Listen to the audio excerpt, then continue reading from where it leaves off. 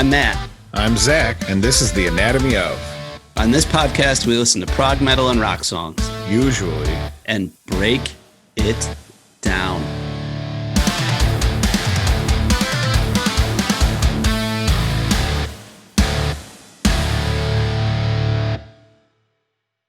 Hey everyone, welcome to the podcast this week. It's going to be Zach bringing you these songs. Ooh. Today we're going to be looking at Wintersun. They're a band from way back. The singer Jari Menpää, he was in a band called Ensiferum, who does like sort of Viking-y folk metal. He had started writing songs on the side since like 1995 or something, and put out the debut album in 2004. And what's cool about them is it just kind of started as a solo project and turned into this giant thing. The first song we're going to listen to is called Beyond the Dark Sun. It's more of a short little ass kicker. Came out in 2004. And what's crazy is that he wanted to do a second album, obviously. Everybody really liked the first album. And it was supposed to come out in like 2006 or 2008. But he kept like not being able to complete it because he had over 200 tracks or something on one song, layered all throughout. He was trying to do like Japanese influence and like bring all this stuff to the table, and it kept.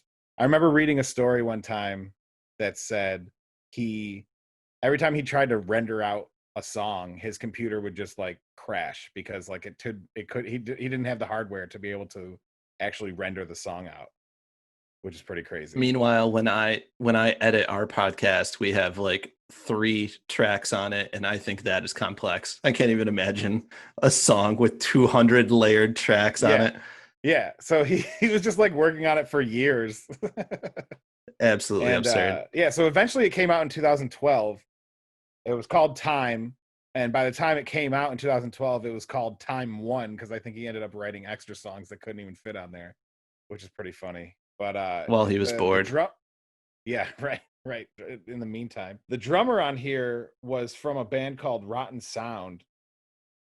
He got him to kind of record in the studio with him, and then he just ended up joining the band and touring with them when they went out. And Jari, the singer, songwriter, main guy here, he ended up quitting Ensiferum, and they got another singer to fill that spot. This took over his main priority. I've got questions. So this Jari guy, does he play all the instruments for Wintersun besides drums? Is he tracking everything? No. I'm not sure how they recorded it all. I just know that he wrote all the songs, and then I'm assuming that he got session musicians to play when they recorded it. So like how many people are officially part of this band? Just him and the drummer, and then the other people are like just... five or so. It's a whole band. It's a whole band. The current members are Jari Menpää. Kai Hato is the drummer. Nice name. Timu Solid Montessori, name. I think, is the lead guitar and backing vocals, and then Jukka Koskinen. They're all from... All these names are fantastic. Yeah, Jukka is a cool name, it sounds like. I guess when you say session musician, I just think of someone that literally played in the studio and did nothing else. Well, that's what Kai Hato was gonna do, but then he joined on. Okay. I mean, Kai was in another band anyway. Yeah. Rotten Sound, but Jari convinced him to join in. Oh, and then I had another question. Oh, okay. So this guy that's the head of Wintersun, was he the lead singer of Ensiferum? So Ensiferum had to kind of change identities when he decided to make this his main thing? Well, he wasn't, I don't think he was the original vocalist. The bassist, I think, in Ensiferum is like the only remaining original member. Okay. I think his name is actually Merlin too, which is kind of cool.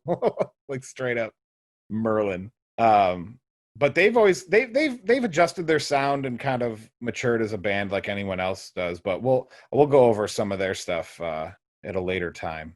Fair enough. But for now, this song is 2.5 minutes long. This is more of a short little ditty, and then the next one will be longer. We can delve in. This doesn't really fit into the prog genre, but it's fun and it's cool, and I like listening to it. And I've probably talked too much already, even though this is a podcast. So you have not talked too much. Let's listen to some music. Let's go ahead and get this started.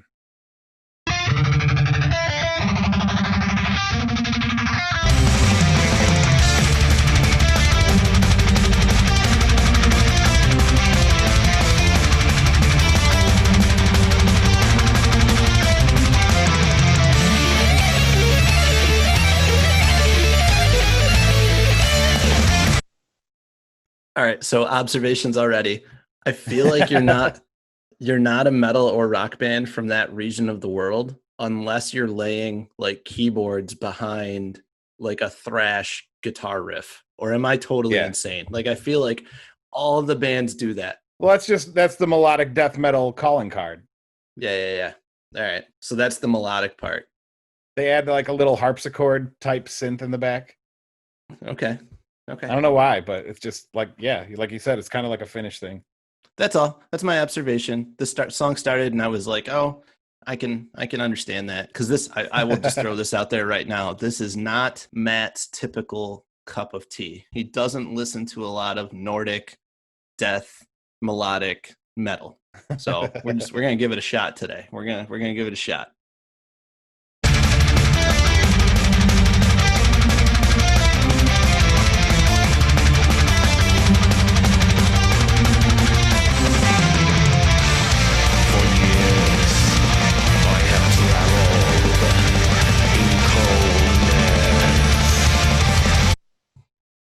I also love any song that has a spoken intro or outro or a middle part of the song. It just Yeah. makes it sound that much more epic.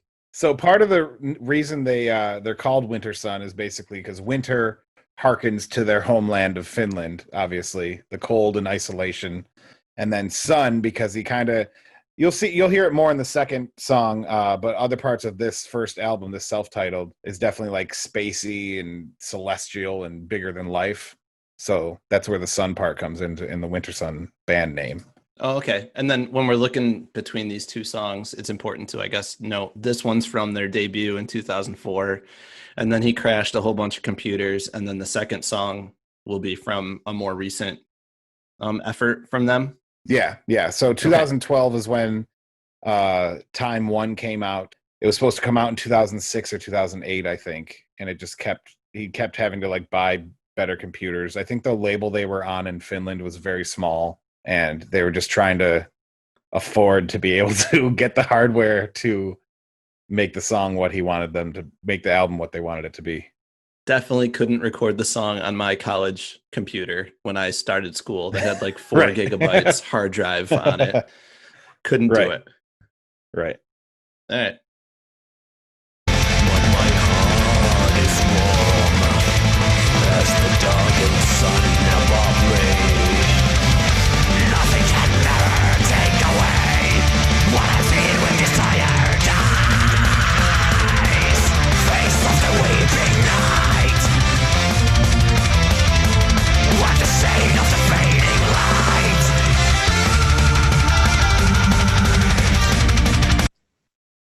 I just always appreciate how epic it is and overly dramatic. It just makes it's so fun to like let loose and just go buck wild. Well, I was just gonna say this would be a great song to listen to, like when you're going for a run or like when you're working out or something. Oh yeah. Oh yeah. Like in your head, you're basically scaling a mountain while wearing one of those. Is there a word for it? Like a Viking helmet that has like the horns on the side of I it? don't know what the word would be. But I have a sword and I'm wearing the helmet and I'm going up the mountain Yeah. and I give zero fucks. And Yeah. that's what this song would basically speak to. Yeah. Basically.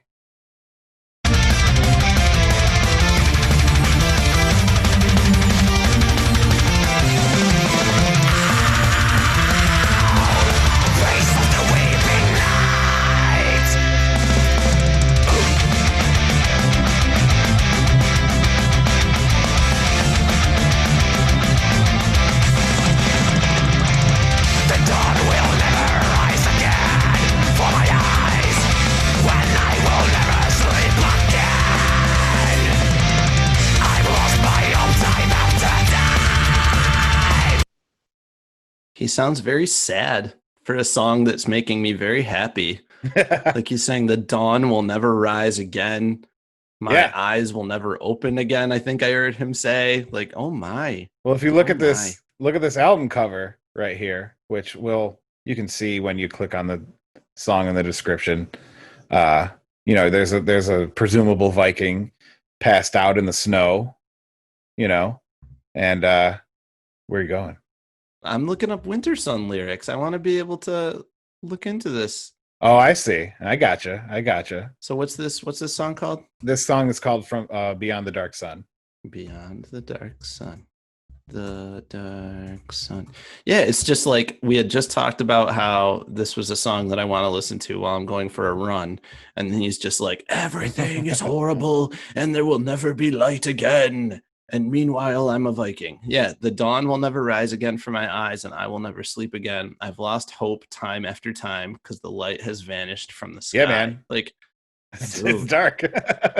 dude, emo kids everywhere are going, yes. This is like this. Yeah, yes. This is emo metal basically in a way. Not really, but you know. Yeah.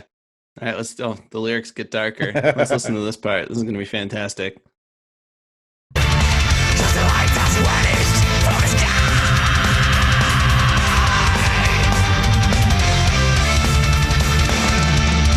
Now when the darkness has become part of me,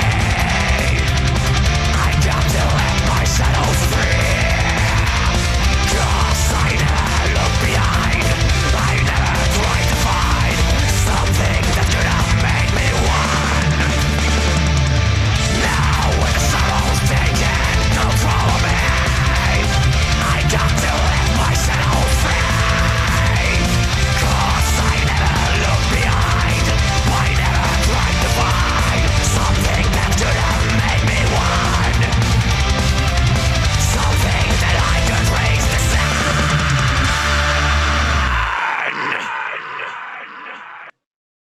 Yeah. Oh, maybe it was supposed to be inspirational. He's like, At the I was- end, I think things have been really bad, and he's trying to get out of it. But but he never looked back. He never dwelled in the negative. right. He doesn't regret on anything. It's just full speed ahead, no matter what may come. No, that works. And the guitar throughout that whole song, I think, ties along with that pretty well.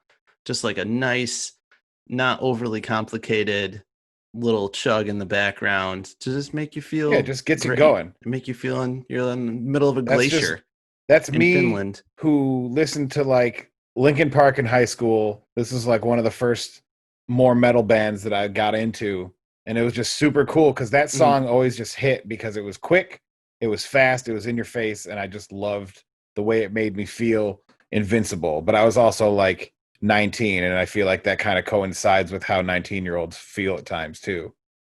Yeah, without a doubt. Because I was going to say this isn't something that I'm going to probably like put on tomorrow necessarily, but it has a niche. It has a meaning behind it, even if it's like a streamlined kind of meaning, and it has a spot. And I can totally see 19-year-old Zach loving the shit out of this song. Yeah, Makes a lot of sense. Yeah, Makes a lot the of other sense. songs on the album aren't actually even that much like that, which is pretty cool. That one was definitely like Interesting. How would you describe well, they're like Death and the Healing was kind of a ballad, not a ballad, but like slower, more. But I don't know how to describe it. It all had that feel of just like I would go down in downtown Fredonia when the snow was falling gently and just sit on a bench and hang out That's and just awesome. like envelop myself in the whole album because it was just kind of that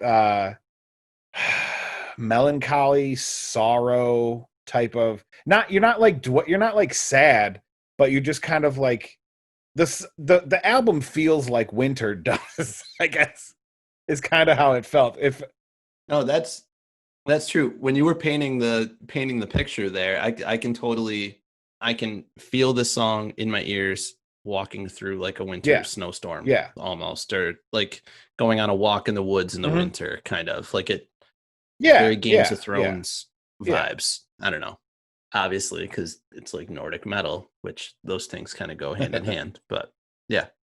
So what's your major takeaway? Major takeaway, it's a fun song. I don't think that song is revolutionary in any Definitely way, shape, not. or form, but it's just like a fun listen. And it's a good listen based on what we had listened to the last two episodes. Like we had gotten into a nice little I don't know, down the rabbit hole in some instrumentalists and some people that took their craft pretty damn seriously. And not like this Right. guy doesn't at all, but like this is about the song. This isn't necessarily about the instruments Right. in the song. So it's a nice departure from our last couple episodes. So this next song, Sons of Winter and Stars, it's about 13 minutes long, I think. It's much different than the first one we just listened to. It is more power metal-y and power metal-y. That sounds so silly. But we should get a little book of the Right, stupid right. words that we say on this podcast that definitely aren't it's got some prog feels in it, some switch ups and things like that. But I just thought it'd be a fun departure, and to see the range on what the band has become and where they came from. They actually have another album out that came out maybe in 2018 or so called The Four Seasons, and it's literally just 4 songs that are called Fall, Winter, Summer, Spring. Yeah, basically. And it's pretty cool. Right. This song is actually made up of 4 different movements. So the song is called Sons of Winter and Stars. The first movement's called Reign of Stars. Second one is called Surrounded by Darkness. Third one is called Journey Inside a Dream. And the fourth is called Sons of Winter and Stars, which I don't know why you'd name the movement the same as the song, but it's obviously a big conclusion there. So, all right, let's get into it. The conclusion is what brings meaning to the song. Yeah, you got to earn it. You got to earn it. That's why. That's why. Right. We've talked about this. All right, here we go.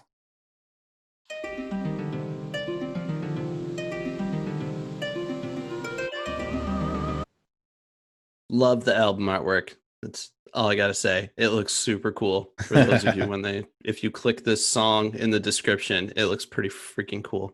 That's all. We need to listen to this woman sing now.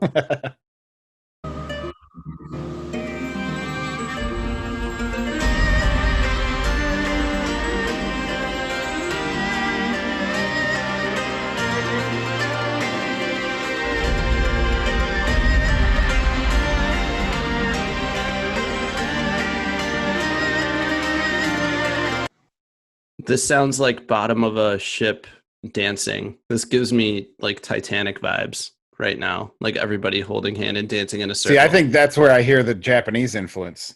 Interesting. Okay. And I like the way I can kind of hear that. Go ahead.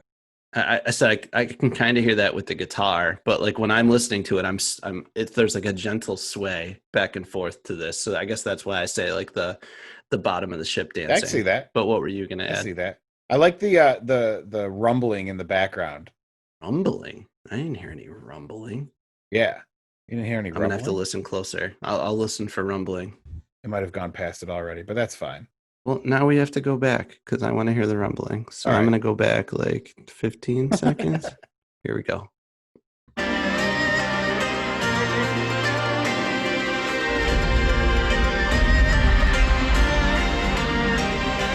Oh yeah, like a big gong.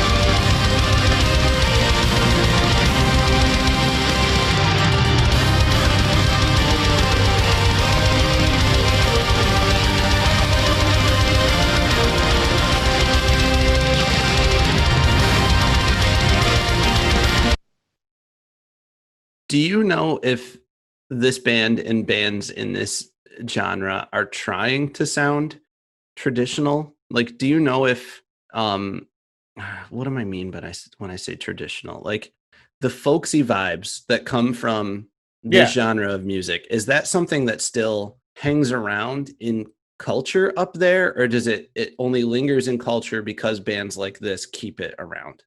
I'm not sure because I don't listen to a lot of non-metal Scandinavian music, Right. But I do know that they are very much about their culture and they try to put that into their music, and that's kind of where that folky vibe comes from. Okay, that makes sense. Yeah. What I like about this is just you can hear, like already you can hear how much more complex this song was than the first song. Yeah, without a doubt. With how many layers there are in instruments, and like they're just layering different riffs that harmonize with each other all over the place. Definitely. Definitely. Yeah, I wanted to ask about that because they're not making it a secret that they're trying to give you that vibe, and I was just wondering if it was something that came from their culture or from them, or maybe it's a little bit of both. And I would imagine that it's yeah. What were you gonna say? There's other bands that aren't like folksy. There are other metal bands from Scandinavia that don't necessarily have the folk aspect, but I think Ensiferum was one of the big ones. I think they started in like '97, and I think Yari was a part of that, and I think he liked the folk aspect, and he just wanted to make his own songs on the side. Mm-hmm. And that influence of being in that band probably maybe crossed over a little bit into this project. That's fair. But I don't know. That's all my own speculation. Well, and that could also come from me, admittedly, not being a big follower of this genre of rock and metal. So like kind of how we were talking about the piano last time, and how we said if you don't listen to a ton of piano, you might not be able to hear the difference between someone's ability. When I hear this genre of music, it's harder for me to distinguish one from the other, because when I listen, I just immediately go to the commonalities, and I haven't heard enough of them to then when I listen to them immediately hear the differences. And I guess that's the difference of someone that listens to a lot of like different genres of music. But yeah. Well, that's the beauty of this podcast, because we're going to go all over the damn place, and you're going to become a pro in everything. We're going to go crazy. All right. Yeah, but just the drums and how like the blast beats are pretty. It's like a pretty song happening while there's just blast beats going on. I like that contrast. It's fun to me. No, that's sweet. Yeah, it's an awesome opening. Like you're ready to run through a goddamn tree at this point, or at least I am.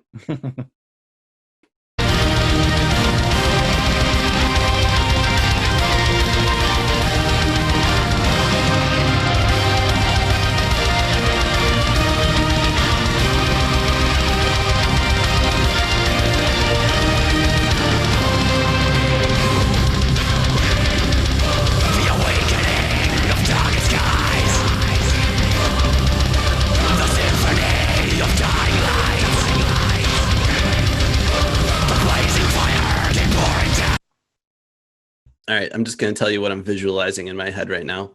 There's this crazy movie that came out probably in the late 80s or early 90s. I'm hoping that your nerddom can help me get to the name of this right now. Tom Cruise is in the movie, and Tim Curry plays like Satan, but he's not Satan. He's just like this similar to Satan kind of character, and Tom Cruise is like a fairy. Is it called Legend? Yes, it is. Yes. So during this section of the song, I'm imagining Tom Cruise as like fairy running from the forces of evil. Like the guitar in the background is just giving me very much like, I'm going to get you kind of vibes. I don't know. And then they're mixing up the lighter elements in between. That's cool. If you haven't seen that movie, listeners, it's pretty yeah, I'll have to see it. I just Googled it on the side with the two actors that you said, and it just popped up. Oh, you just searched cool, it. Though. Okay, fantastic. I was like, oh, you know the movie I'm talking about? No, I like this part too, because it might have already changed, but like leading into this, I think it was like 3/4, so it has that waltzy swaying feel, like you said. But it's funny because like the guitar is just kind of going slow, like a 1 2 3 1 2 3, while the drums are just going like, and it's just funny because of the swaying action, like you pointed out, on top of just the intensity of the drums at the same time. That's pretty awesome. Life and death became unbound.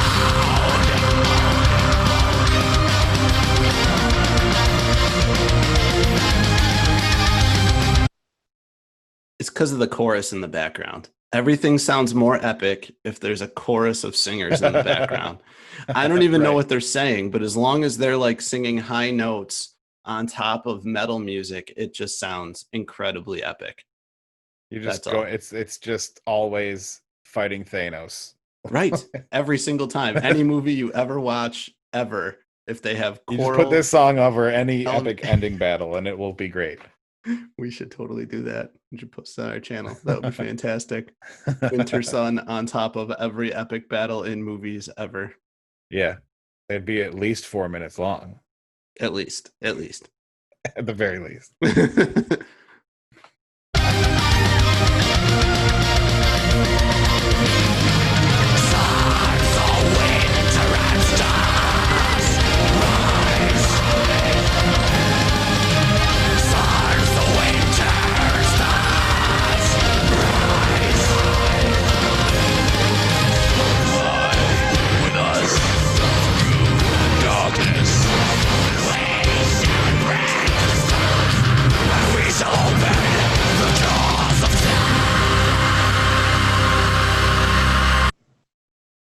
I'm vibing hard.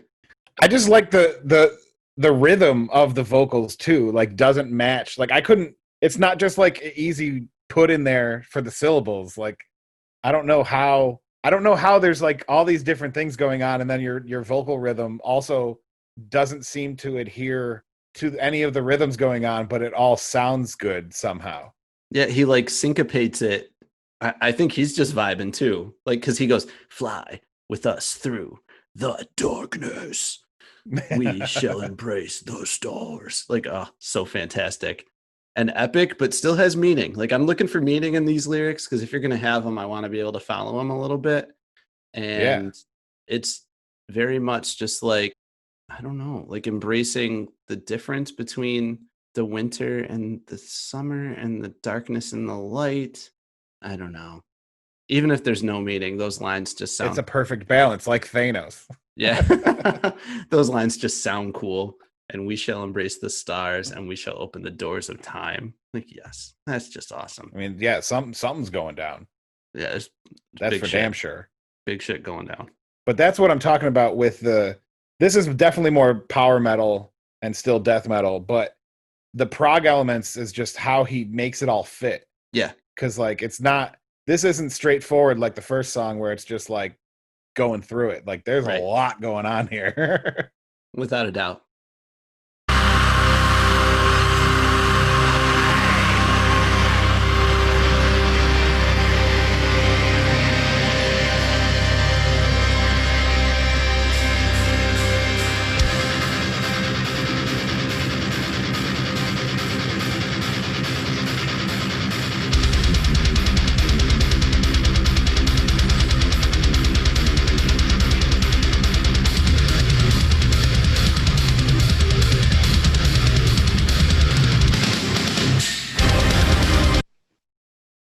I have nothing complex to say other than that hit me in the gut. That was a nice tone to that guitar. Like that was just fun. Yeah. Was there some palm muting going on right there? Because the notes weren't lingering. I don't know. It was he might have clicked a pedal or something. I mean, obviously in the studio too, you can do a lot more. Right. But it just felt so clean. Like it was smooth. It was like a knife, like a hot knife through butter. It was just so smooth. There wasn't any like it was like heavy but not harsh, if that makes sense. It was they weren't going for distortion. They tuned it down with probably a pedal and then maybe not letting the notes ring out a little bit. And clean is what you hear. Like the tone is perfect. The way it transitions is just so ooh. Like we're about to go to the darkness. Oh, that's the next movement.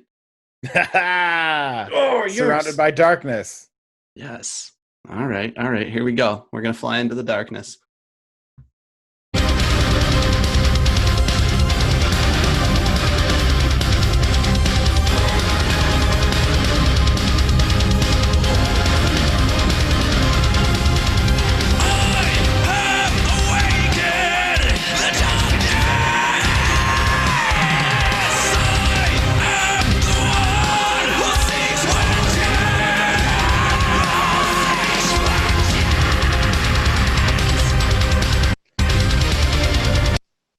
Whoops, sorry. I didn't mean that to part do that. with the just the wailing, like that part. I just love it. It just makes it so like you got to put your little claw up, with your arm, and just like It gives you Dio vibes, like mid '80s hair metal kind of vibes, but like only the best hair metal vibes. It gives you like Maiden and Dio kind of vibes. That's all I want to say. I just like throwing up a metal claw while you're letting out As do we all.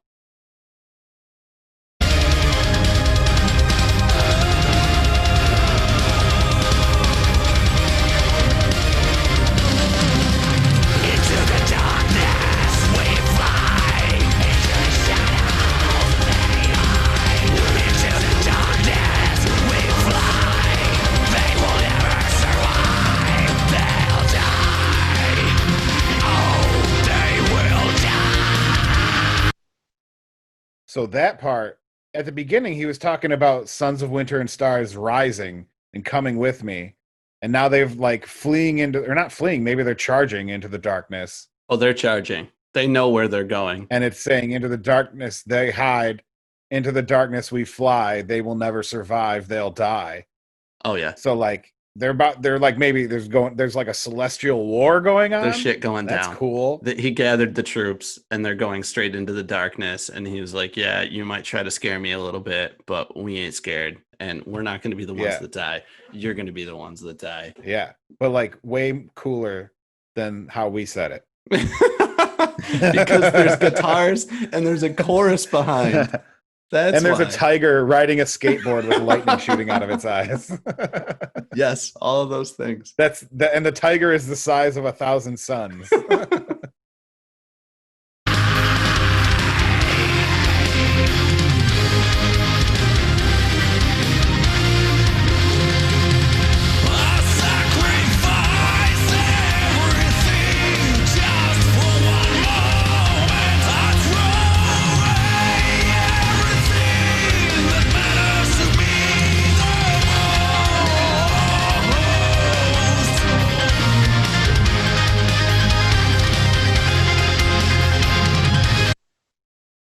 I feel like the time signatures are getting a little crazy here too. Like when you're trying to mentally digest like all the instruments and rhythms going on in the background, does not seem like a normal time signature right now. So I just wanted to throw that out there. No. Like it's incredibly complex. I can't tell. Sometimes people hide stuff too. Like something will sound nuts and wonky, and then you're able to find it, and it's actually just like 4/4. And you're like, how are they even making it sound not like it's 4/4? Right. But then sometimes they're playing like 11/18 or some 17/4. I don't know. All this other stuff that I stopped at high school level. So these guys know what the hell they're doing. Yeah, it's just interesting. As someone who's never written a song, I feel like if I was trying to write a song, I would just grab my bass, play notes that sounded fun, and then try to put it into a way that made sense to my brain. Or like I might hear a song in my head and try to play it on the bass, and then I would put it on the sheet afterwards. Like there's genres of music like math rock where they literally use like fucking formulas to like write it on the paper first and then play it. And I wonder where a band like this is, because in my head, the prog bands, all those weird time signatures, I feel like they're a necessary evil when you've come up with a song in your head and you want it to sound like it did in your head, but like in your head you're not obeying certain conventions. I could be completely wrong, but when I think of it, I think it's you have a sound, you have something going on, and you need to be able to make it look okay on paper. And when that happens, all those weird time signatures happen. But it could be totally they're just trying to be insane. I don't know. The friends I have that write songs and have their own bands and everything, I know that some of them specifically seek out wonky time signatures because it's like a hobby kind of. Like they're like, oh, I wonder if I can write a song in this. Or I wonder if I can write a riff that like makes sense in this time signature. Right. And then I can mess with that because it's compatible with this time signature if I abbreviate it, and you can kind of set it up. It's like how the Kansas City Chiefs offense, they look kind of bored sometimes, right? Because they're like way better than the other team, so they just start trying wacky shit. Yeah. I think some of these guys, they have songs, they have maybe a skeleton of what they want to do, and once they get that done, they just like throw a bunch of shit at it and see if they can make it weird but also make sense. Interesting. Yeah, no, that makes sense. And it's probably a mixture of what you said and what I said, because I've never written a song either. That's just the vibe I've gotten from some of my friends that write crazy songs in weird time signatures. And other ones are just like, whatever comes out while they're jamming, and then they turn it and tweak it from there. So right. Cool, man. No, it's got to be one of the two or a combination. I can't imagine trying to. That just sounds so dumb to me to like force a weird signed signature into a song. But like you said, you could just be bored as a songwriter, and it might be a way to like spur your creativity. So that could be something totally legit too. Yeah. All right, let's get back into it.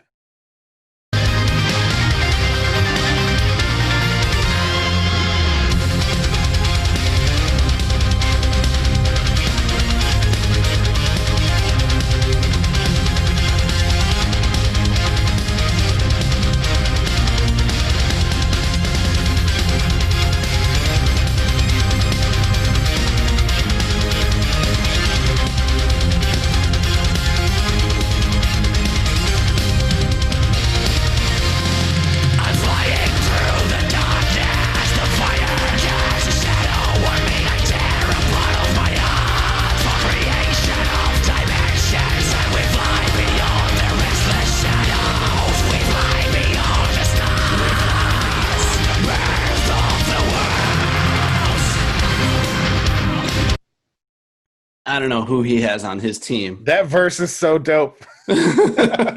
Flying beyond the birth of the worlds. Like who did you recruit, dude? I tear a part of my heart for the creation of dimensions.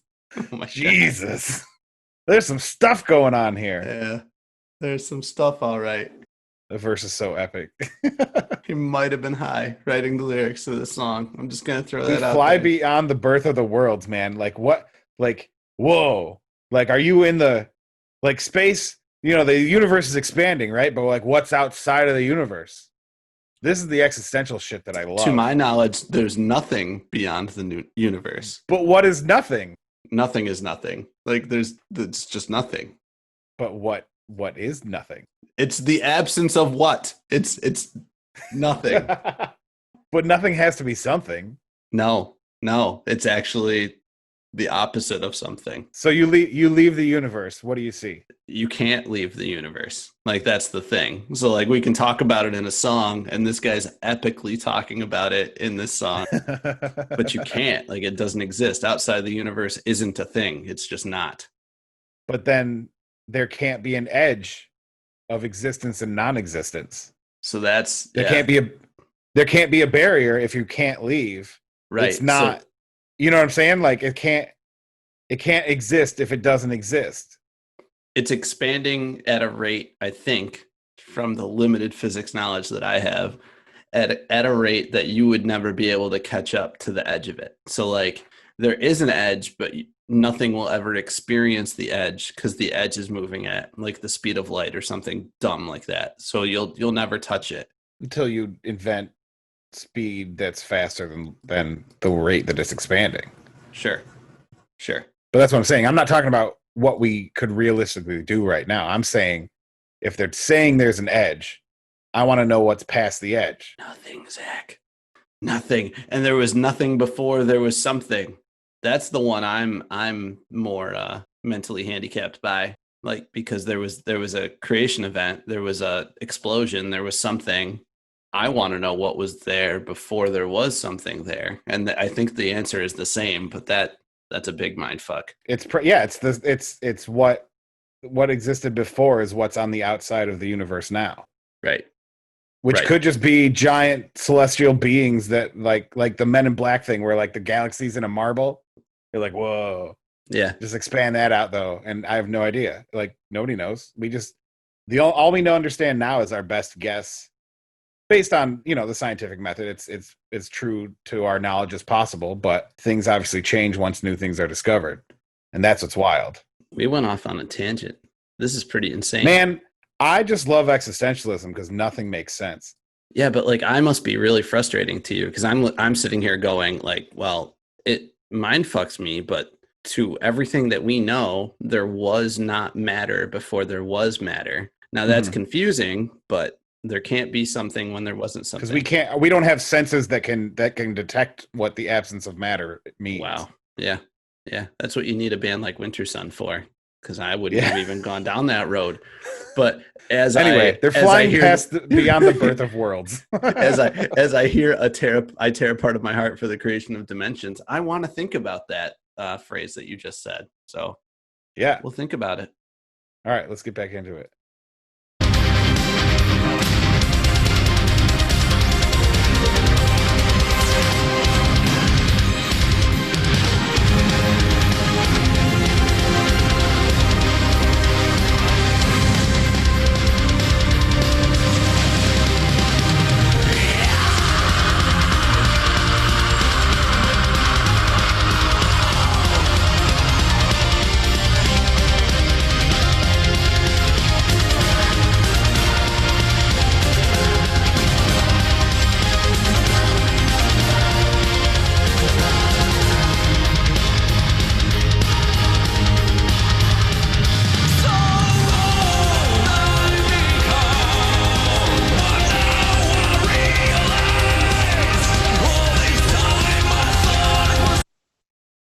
He's near a big planet. I know this from his lyrics. So he's not outside of the universe. He just thinks he is. He's near a supermassive object, and time is moving slower where he is. That's why he feels so old.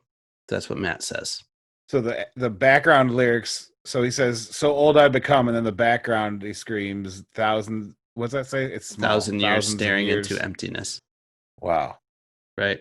But now I realize that it was just an illusion. So yeah, he thought he was flying beyond the birth of worlds, but now he's rounded the corner and is like, oh shit, none of this is what I thought it was. And he's big mad.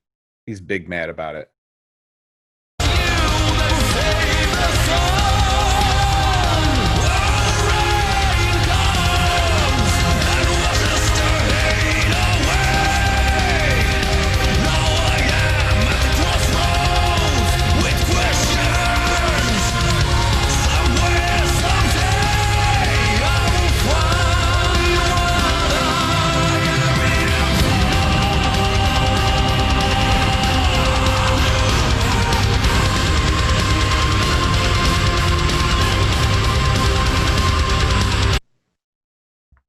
Do you hear that guitar chug in the way background? Yeah. Oh, it's so freaking good. And he's still doing that weird, like, syncopated delivery where it's not on rhythm, but I mean, it's hard to find the rhythm because it seems like everything has a different rhythm or time signature, but it makes sense in a weird way. I don't know. The delivery is there. This is what I don't understand. Like, how do you even write this? How do you arrange different parts for this? This is insane. Do you just sing it on top of what you have? Do you put the music down and then just like you have words that you want to say and kind of just figure out where they fit? I was in a band in college that never played a show and we only wrote one song. This was your pirate metal band?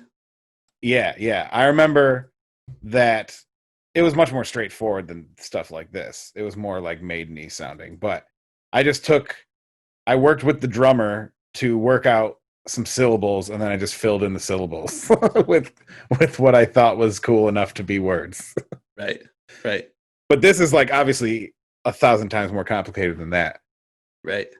And this song continues to just be existential because he just was wondering what he's here for and who he is. And who am I? Right. So I don't even feel bad about our creation of the universe / expansion of the universe conversation because we've got the lyricist literally going, what is this? Who am I? Where are we? That's what this song is doing to us. Yeah, and that's how I feel probably like 15% of the time. That's a big percentage of the time. That's what I'm saying. Matt might have these conversations a 0.5% of the time. Back in the day, I loved just like, having some beers with your buddies and just staying up till like 5 a.m. just talking about existentialism, man. It's just wild. Keep your third eye open. I would always get frustrated because like I would be drunk and the other person would be drunk. But do you ever have that situation where like you're hammered and they're hammered, but you feel like you're less hammered than you are? So the other person is just annoying you by how drunk they are, if that makes any sense. But you're like just as wasted. You're just as wasted. Yeah, but you don't know that you're just as wasted. So like you're in the middle of a conversation about whatever the hell you're talking about, like solving racial justice in America or something when you're sitting there at 3 a.m. in your dorm room. You're talking to this other guy and you're just going, oh, he's such an idiot. He's so hammered. Like, meanwhile, you can't even stand up. Just thought I would bring that to the conversation. That would happen to me all the freaking time. But that might just be a personality trait of me, always thinking everyone else is super stupid. It is what it is. Yeah, maybe. All right. Back to the darkness or finding out what life means. This is fantastic.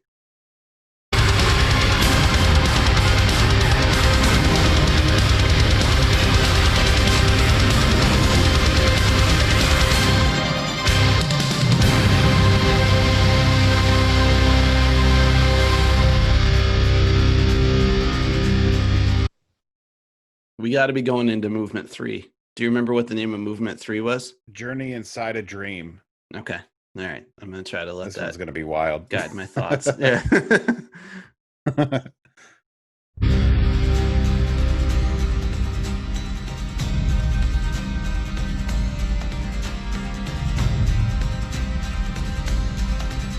I'm wondering now, where will you take me?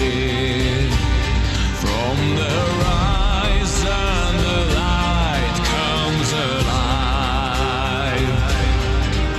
Into the mountains high we set our way.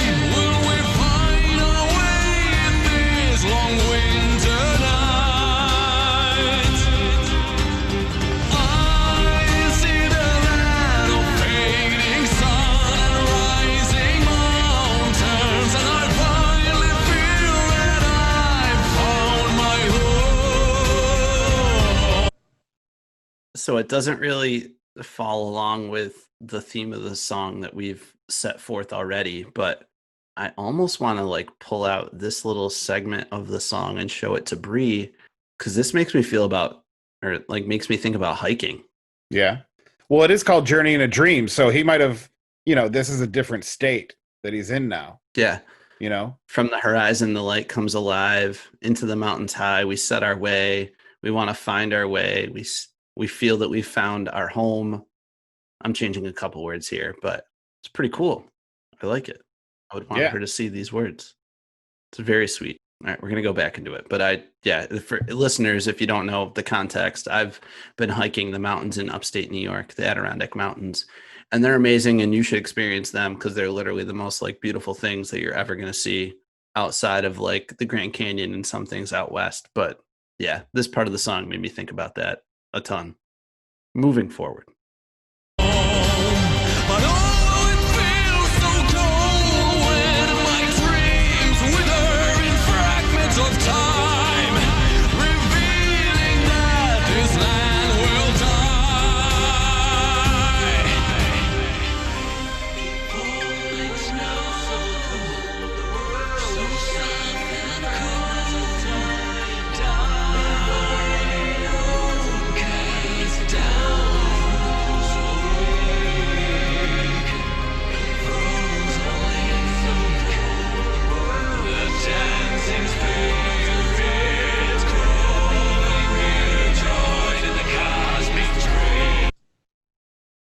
this whole part, you can kind of hear, like, we're concentrating now on the lyrics, which is funny because, like, we've always talked about how we focus more on the music, but the lyrics are so entrancing while this is all going on. But I feel like we're missing the whole great, like, twinkly aspect of this part. Oh no, I'm hearing all of it. Being a journey inside of a dream. It's just it's so cool.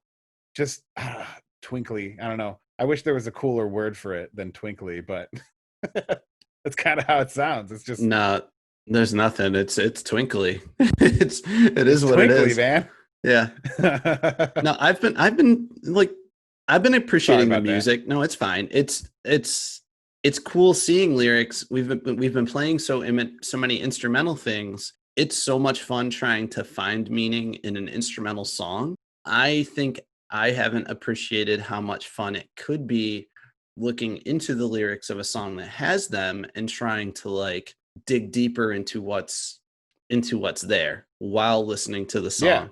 because like we've said it before, and I think people have said that have listened to our podcast, we're listening to a song in a completely different way than you would typically listen to a song. Like we are sitting here fully engrossed in what's happening. It's not playing while you're making dinner. It's not playing while you're driving the car. It's not playing while you're playing a video game. It's the only thing that's happening to you in this moment. And reading the lyrics in that kind of a situation, listening to the song, the words kind of pop out at you. But like the instrumentals are equally as fundamental. Like I've commented on a bunch of things already in this, but the twinkly aspect when they go to these words, it just gives it a completely different vibe. You've obviously moved into a different movement of the song, so it's super cool. Yeah, it creates a whole experience that you're not going to get from a pop song. Right. You're just like, this is like an art exhibit that you're living in, kind of. It's pretty wild. You could try to do this with a pop song, but you're not going to get nearly the same experience. Right. All right, back to Twinkling.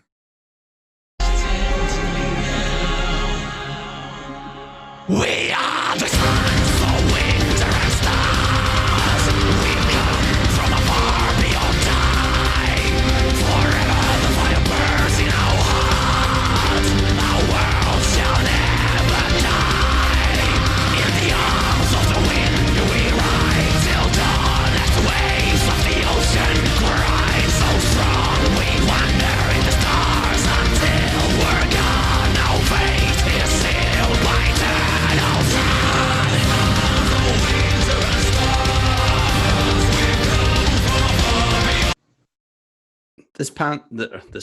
This part sounds like they're like battle march. Like this sounds like we've moved into the fourth movement at this point. Sons of Winter and Stars. This is the title of the song and the fourth movement. Fair enough. Like it sounds like, and he opens it by saying, "We are the Sons of Winter and Stars." Yeah.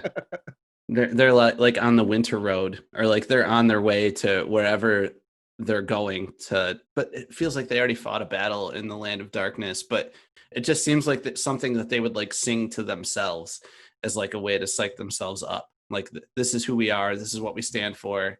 I see it more as like they're sort of like space Vikings, right? The whole time I've seen them as bigger. They're not on a planet, right? To me, they're just a giant being, like the size of 1,000 suns, or like a bunch of Jupiters, like just giant, sort either ship, or they're just like a big space whale or some sort of I vote organism. for space whale. I want it to be a space whale. And we'll listen to Gojira at some point. We can do that. That'll be fun. I think I've heard that song. I've just pictured them as this bigger than life thing that's just going through the universe, and just they have that Viking attitude of just like on to battle, you know? Right. They're going through the universe and wrecking shit. That's what they're doing. Yeah. At this point, anyway. Right.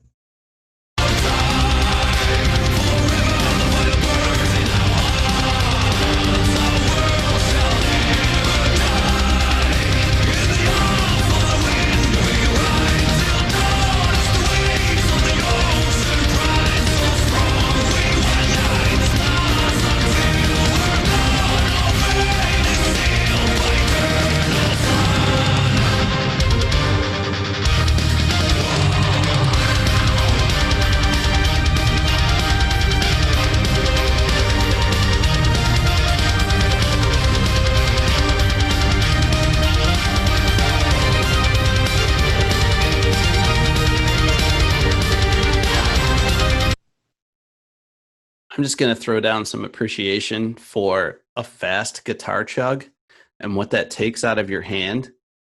I've talked about it a bunch of times. I play bass. I don't like to play with a pick because I grew up playing stand-up bass, so I've learned to like pluck a string. So like when I play a rock song or a punk song or anything, I basically just have to go like pluck, pluck, pluck, pluck, pluck. When I'm hearing a metal song like this and the guitar player is playing something so incredibly fast that he's doing with a pick, I have to imagine it would strain the same muscles in my hand that it does for them, but it hurts. Like, I don't know how they play that fast, that consistently for an entire song. And obviously this was something that was recorded, but playing live, I don't know if they would play this one live, but it's hard to go that fast for that long. Your hand just starts to cramp. Like maybe they just do it. Play this live. Yeah, maybe they just do it more often than me, and I'm just a pansy and my hand sucks. But it's yeah, tough. they do it. I mean, they play hour-long shows every single night on tours and hour plus. It's just hard to even imagine that practice makes that shit go away. Because I play like a 3-minute song fast, and my hand is just fucked, totally fucked. You're like, whoo! You're like that SpongeBob meme. He's just like, whoo, right. That's all. He's chugging, and I have solid appreciation for it.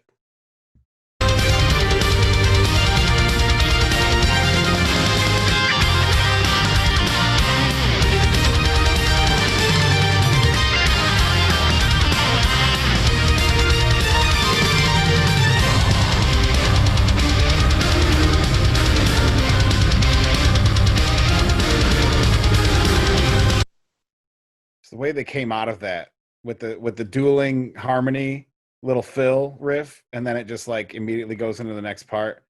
I just love the switches. Obviously, I say that every time about every song we ever listen to. The switches are key. It's just so impressive. It's just so impressive the way they do it.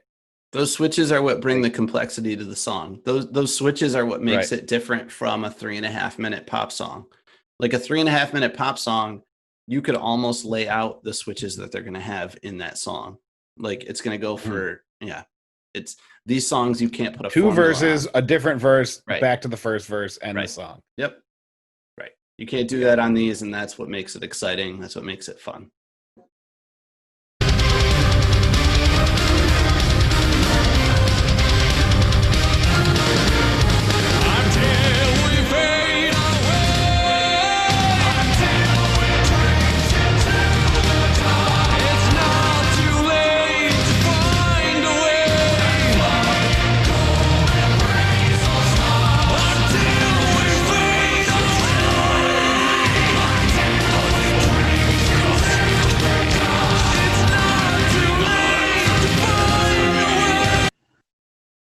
I want to be the guy in the background that's doing the spoken word parts of these lyrics because he sounds so cool.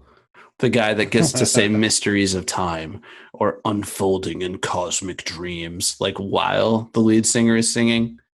So cool. Leaving life and death meaningless. Yeah, you do it better than I do. God damn you. Do the last one. How cool do you sound when you sing the last one? Do that one. What's the third word? It's small. Revelation? Yes. Before the revelation of infinity. Yeah, you're hired. God damn it. I would be like at least 5th and you would win. Shit.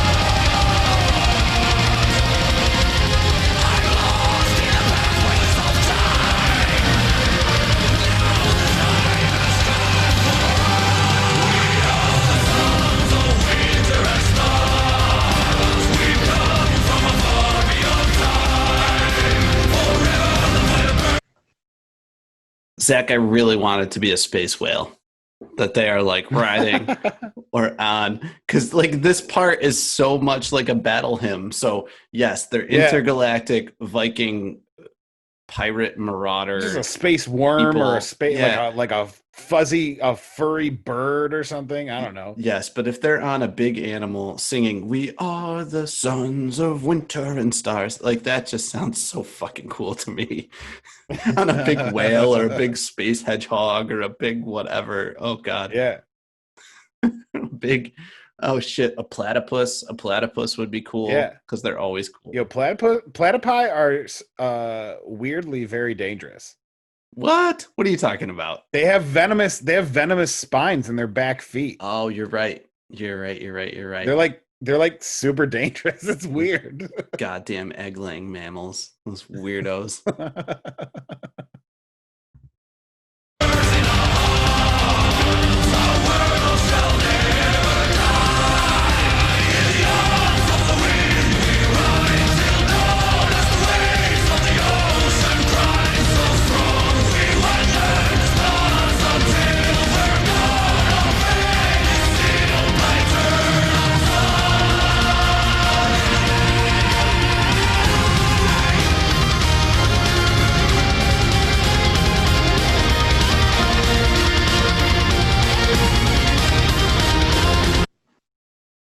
I'm getting 8-bit vibes in the background. It almost sounds like early like some Mario. Nintendo-ish. Yeah.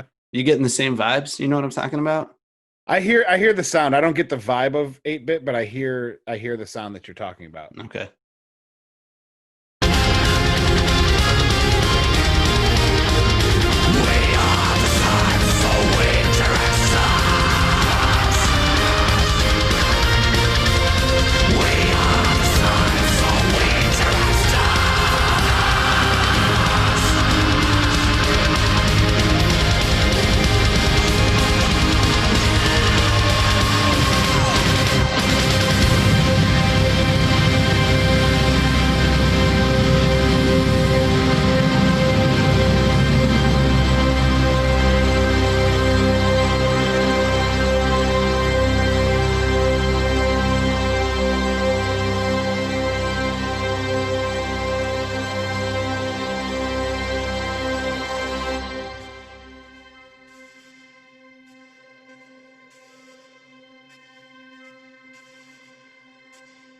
So that was insane. You gotta hit him with the THX at the end.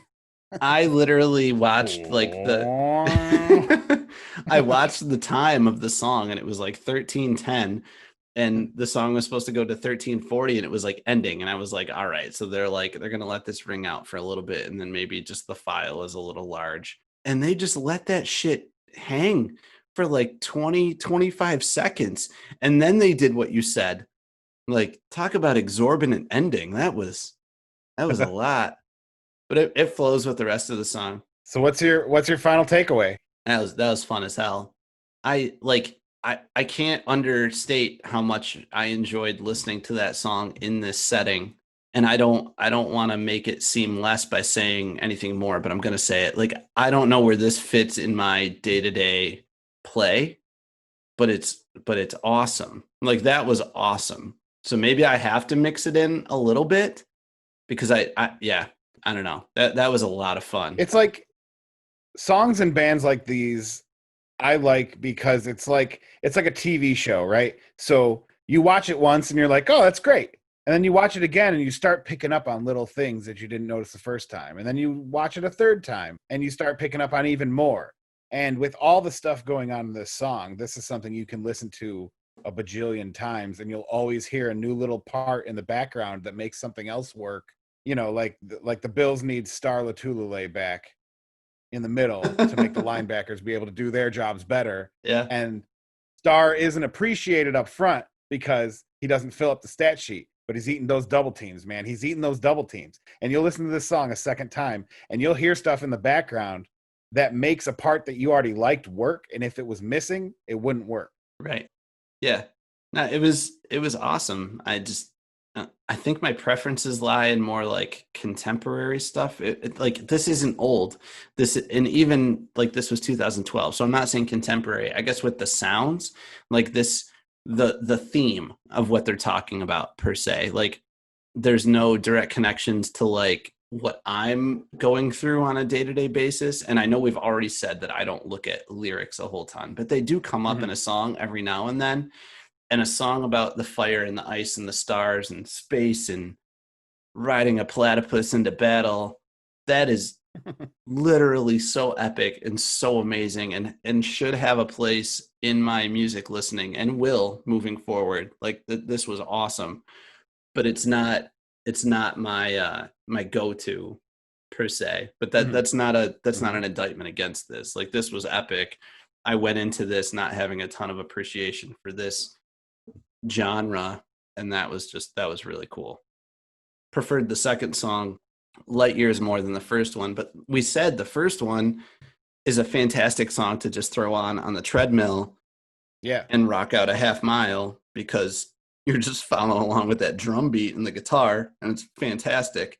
Yeah. I was reading about the debut too. He was kind of working on those songs since the mid 90s. Mm-hmm. The whole album, like I said too, is a lot different than that one little song. The rest of them are like 5, 6, 7, 8 minutes long songs. That one it was hard to even break that down. So maybe that was a poor choice because it was so fast. It wasn't enough to like see a theme. It was just kind of like in your face. I thought it was great. I thought it was a good warm up to this one. But that's what got me into the band. But Yeah. the I think also going back to him starting them in like the mid 90s and not coming out till 2004, it could have just been piecemealed as like these were a bunch of songs I wrote, whereas this was a dedicated project to build this album. And I say build this album rather than we talked write about the album. the But yeah, the first one could have just been piecemealed. Like I wrote songs over 10 years that don't really have any much to do with each other, but they have to do with a similar theme, but they don't, you know what I mean? Like it doesn't work off of each other, but they still are about similar items, I guess is what I'm trying to say. I totally get where you're coming from. That makes a lot of sense. Much more complete sound on this album rather than the debut. But that first song works because it didn't need to, it was so short, it didn't need to be complex. It hits you, it is what it is, and it's fantastic for that purpose. And that's what it is, basically. I'm gonna send you the whole album so you can listen to it, because there's a song called like Star Child and stuff. It's really cool. Okay. And Death and Healing always hit me really good. All right. Back in the Fredonia days. Back when you were in your feelings and when you were a young Zach. Yeah, man. When you're a young man, you know, things are weird. And I remember one night you go on hikes in the snow. One night, so you were talking about like walking in the snow. I went to college by the ocean because I went to college at Southampton, and there was one night the people that I used to hang out with were just being dicks. So I decided to be really angsty, even though I was like 19. I was like, shouldn't even qualify as a teenager anymore. And I started listening to Puddle of Mud. Right. I played Blurry on repeat. Puddle of Mud, Blurry, and walked from my campus all the way to the beach and back. And the beach was probably at least 1.5 miles or 2 miles away. And just listened to that goddamn song and like sat down on a log and watched the waves crash and stuff. Everything's so blurry. Yes, dude. Yep. And everyone's you know what I'm talking so about. Strange. Right. You were endlessly more cool than me because you had a cool band. I don't remember the words. No, dude, but like, look, you're a couple years older than me. So like literally when you were doing that, I was doing the same thing in high school. So horrible. So horrible. But in that moment, I was like, yeah, man, this is what I'm feeling. I need to play this song. My friends don't understand. This is the heaviest band I've ever heard. Yeah.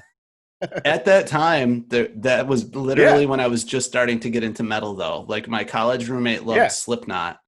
And then he had been to Ozfest, and he turned me on to a Killswitch Engage song, and it was off and running. Next thing you know, Matt's wearing a black leather necklace with spikes coming out of it, and he's got the black eyeshadow around his eyes. That's what I'm wearing now. I'm actually wearing chaps, and you wouldn't have known, but it is what it is. Yeah, man. Growing up is an experience, that's for sure. It's a thing. Growing up is a thing. Yeah. Yes. Yeah. Without a doubt. All right. Well, you wanna put the finishing touches on this bad boy? I just really like this band, and they're really good, and you should check out their other songs. Oh, and I forgot to mention, we totally forgot. You might have heard our new intro music. Oh, that's my friend Christian Krog. He has a band called The Lone Tree in the Woods That Killed Us All. Shout out to them. Shout out. They're on Bandcamp. You can find that in the description. You can go listen to his stuff. Maybe you want to buy some. It's not that expensive, and it's really good music. And he has one song that's like 28 minutes long. Holy crap. It's great. He played a show one time with because it's just he does it all himself, kind of like what you were talking about Tosin with the first album. Yep. He just like does it all himself. And he had a friend, Brad, play drums, and they did a show where he played guitar, Brad played drums, and then the rest was all backing tracks. And it was funny because he opened for some band at Water Street or whatever. And he just played one of his songs, and it was like 4.5 minutes long or whatever. And he finishes it and he goes, "Okay, thanks. I got one more for you." And then he just played straight for 28 minutes. That was always great. Christian's That's my entire guy. allotment. Christian's a great guy, and he did us a great favor by making us that intro song to go along with our cool words. And our and you should outro definitely song. check out his band. And the outro, yeah. So shout out to Christian. You should check that out. All right, so I'm gonna steal this from you. There's a pandemic going on. Wash your hands. Be safe. Be good to each other. Wear a mask. Keep your third eye open. We out.